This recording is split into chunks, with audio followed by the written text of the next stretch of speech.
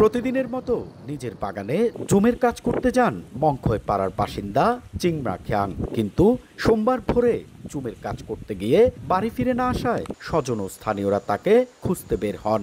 এক পর্যায়ে জুম ক্ষেতের 40 গজ দূরে একটি ছিঁড়িতে তার লাশ দেখতে পান তারা। খবর পেয়ে ঘটনাস্থল থেকে তার লাশ উদ্ধার করে পুলিশ। পরে এ নিয়ে মঙ্গলবার সকালে সংবাদ সম্মেলন করে জেলা প্রশাসন। এ সময় তার মাথায় আঘাতের চিহ্ন ছিল বলে জানায় পুলিশ। তার শরীরে মুখমণ্ডল এবং মাথায় আঘাতের চিহ্ন পাওয়া গেছে।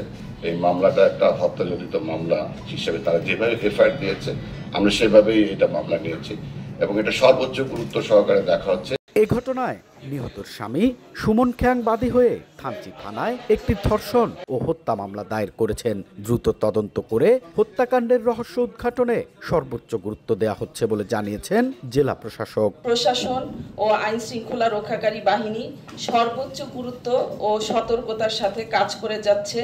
সঠিক কারণ অনুসন্ধান করে প্রয়োজনীয় আইনানুগ ব্যবস্থা গ্রহণ করা হবে। নিহত চিংরা খ্যাংয়ের 3 সন্তান রয়েছে। এন এ জাকির, সময় সংবাদ, বান্দরবান।